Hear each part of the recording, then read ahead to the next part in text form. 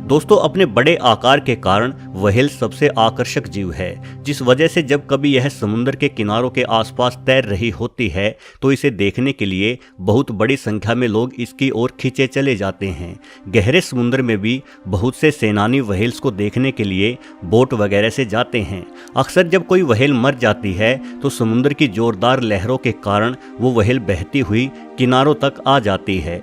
अगर ऐसी कोई व्हेल आपको दिखाई दे तो आप भी तुरंत उस व्हेल को नज़दीक से देखने के लिए दौड़े चले जाएंगे, परंतु समुद्र के किनारे किसी मरी हुई व्हेल को देखने वाली भीड़ में हरगिज शामिल नहीं होना चाहिए। आप व्हेल को पास से देख सकते हैं, लेकिन ध्यान रखें कि आपके और व्हेल के बीच कम से कम 50 मीटर की दूरी अवश्य हो।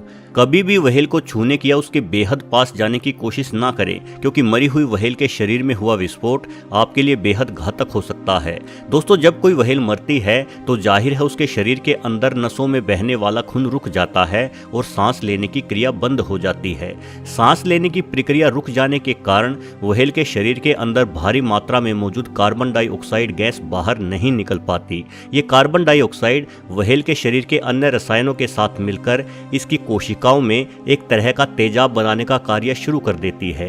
इसी तेजाब की वजह से व्हेल की कोशिकाएं धीरे धीरे गलना शुरू हो जाती हैं। इस तेजाब के प्रभाव से व्हेल की त्वचा भी अंदर की तरफ से गलकर कमजोर और पतली होने लगती है। इसके अलावा व्हेल के फेफड़ों और पेट में करोड़ों किस्म के बैक्टीरिया होते हैं। ये बैक्टीरिया उसके शरीर में खाना पचाने का कार्य करते हैं, परंतु व्हेल के मरने के बाद ऑक्सीजन ना मिल पाने के कारण ये बैक्टीरिया भी मरने लगते हैं। ऐसे में ऑक्सीजन इस्तेमाल ना करने वाले बैक्टीरियाओं की संख्या में तेजी से वृद्धि होना शुरू हो जाती है।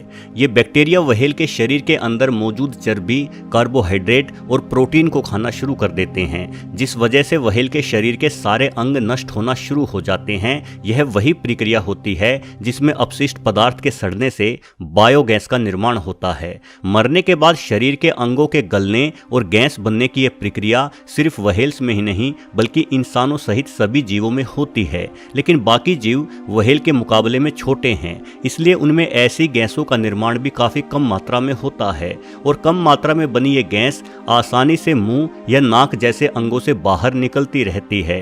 किंतु व्हेल चूंकि बहुत बड़ा जीव है, इसलिए उसके शरीर में ऐसी गैसों का निर्माण भी बहुत तेजी से और बेहद अधिक मात्रा में होता है। वहीं दूसरी ओर व्हेल का शरीर इतना भारी होता है कि वो सिर्फ पानी में ही तैर सकती है।